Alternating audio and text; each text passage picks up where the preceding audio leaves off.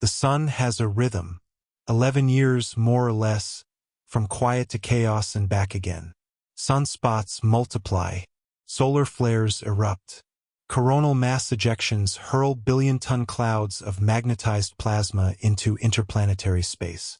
Then the cycle peaks, the magnetic field flips polarity, and the sun gradually calms down again.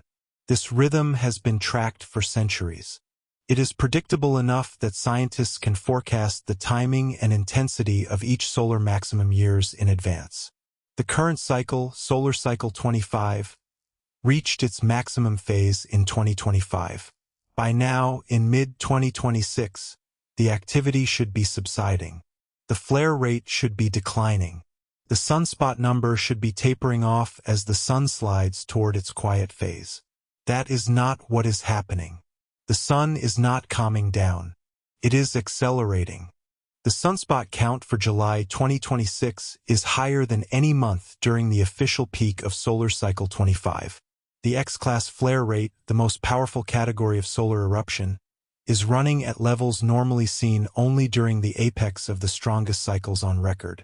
In the past 30 days alone, the sun has produced 7 X-class flares, including an X-12 that ionized the upper atmosphere over the Pacific and caused a radio blackout across half of Asia. Satellite operators are issuing daily alerts. Airlines have rerouted polar flights 3 times this month to avoid radiation storms. The aurora, normally confined to high latitudes, has been photographed over Mexico City, the Caribbean, and the Sahara Desert. The spectacle is beautiful. The physics behind it is not. The sun's magnetic field is misbehaving in a way that solar physicists do not fully understand. The standard model of the solar dynamo, the mechanism deep inside the sun that generates its magnetic field, predicts a smooth rise and fall in activity over each 11-year cycle. Magnetic field lines get twisted by the sun's differential rotation.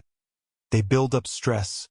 They reconnect in explosive flares, and the cycle progresses. But the data from solar cycle 25 is not following the model. The magnetic field did not just get twisted this cycle. It appears to have developed a complexity in its polar regions that has no precedent in the modern observational record. The north and south poles of the sun normally reverse polarity around solar maximum. That reversal has begun, but it is not completing symmetrically as it should. The North Pole flipped earlier this year. The South Pole has not. For months, the sun has been operating with an unbalanced magnetic configuration. One pole reversed, the other still in its previous orientation. This creates a quadrupolar magnetic geometry instead of the standard dipolar one. Multiple magnetic poles instead of 2. The field is tangled. The stress is distributed unevenly across the surface. The result is a sun that is producing flares from regions that should not be active and coronal holes that are spewing high-speed solar wind at times when the solar wind should be calm. Coronal holes are the second piece of the problem. They are regions where the sun's magnetic field opens outward into space rather than looping back to the surface. High-speed streams of solar wind pour out of these holes at speeds exceeding 800 kilometers per second. Normally, coronal holes are a quiet sun phenomenon. They dominate during solar minimum, when the active regions have faded. In 2026, with sunspot activity still raging, massive coronal holes are appearing simultaneously with active flare regions. The sun is firing on both channels at once. Explosive flares from sunspots and sustained high-speed wind from coronal holes. Earth is being hit by a 1-2 punch with no quiet interval in between. The consequence is a geomagnetic environment that has not stabilized in months. Every coronal mass ejection that strikes Earth's magnetic field compresses it. Every high-speed stream shakes it. The magnetosphere, the invisible shield that protects the planet from solar radiation, is being pummeled repeatedly without time to recover. Geomagnetic storms are normally discrete events. A CME hits. The storm peaks. The field recovers. In 2026, the storms are overlapping. The recovery phase never completes before the next disturbance arrives. The magnetosphere is in a state of sustained agitation. The KP index, which measures geomagnetic disturbance on a scale of 0 to 9, has registered above 5, classified as a storm, on more days this year than during any previous year in the satellite era. This is not just an abstract concern for physicists. The infrastructure that modern civilization depends on was not designed for a sustained geomagnetic assault. Power grids are the most vulnerable. When Earth's magnetic field is compressed and shaken by a solar storm, currents are induced in long conductors, power lines, pipelines, undersea cables. The longer the conductor, the larger the induced current. High-voltage transformers are designed to handle alternating current at specific frequencies. When geomagnetically induced currents flow through them, direct current on a system built for alternating current, the transformers heat up. Their magnetic cores saturate. They can fail, catastrophically, irreversibly. In March 1989, a single coronal mass ejection knocked out the entire Hydro-Quebec power grid in 90 seconds. 6 million people lost power for 9 hours. The transformers that failed were damaged but did not require replacement.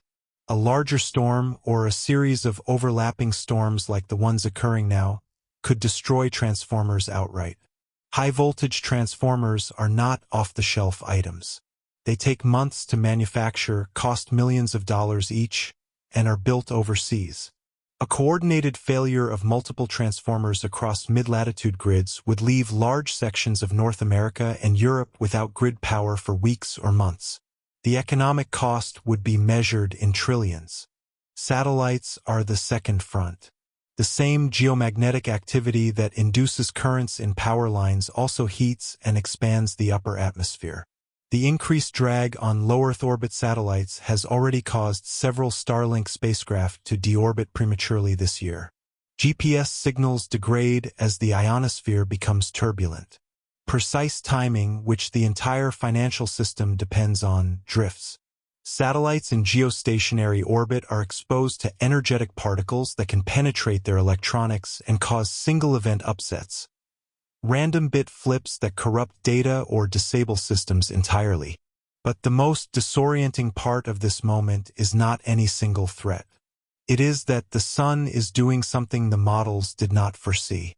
The 11-year cycle is one of the oldest and most reliable patterns in astronomy.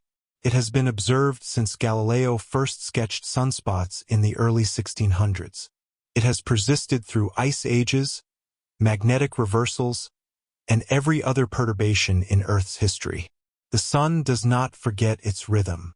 And yet, in 2026, the cycle appears to have decoupled from its expected trajectory. Activity is rising when it should be falling. The magnetic poles are not cooperating. The quiet phase that was supposed to begin is nowhere in sight. Scientists are careful. They say the cycle could still normalize.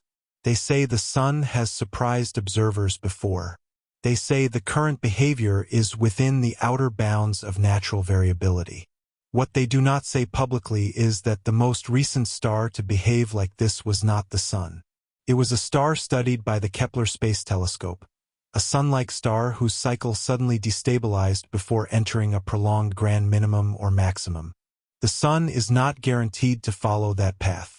But it is also not guaranteed to stay within the boundaries of its historical behavior. The flares continue. The CMEs keep launching. The magnetosphere keeps absorbing blow after blow without rest. The grid operators are watching. The satellite operators are watching. The scientists who study solar dynamics are running new models, testing new parameters, asking whether something fundamental has shifted in the engine deep beneath the Sun's surface. They do not have an answer yet. The Sun does not owe us explanations. It just keeps burning, keeps erupting, and right now keeps escalating. Subscribe. We are tracking every flare, every storm, every signal. We will be here.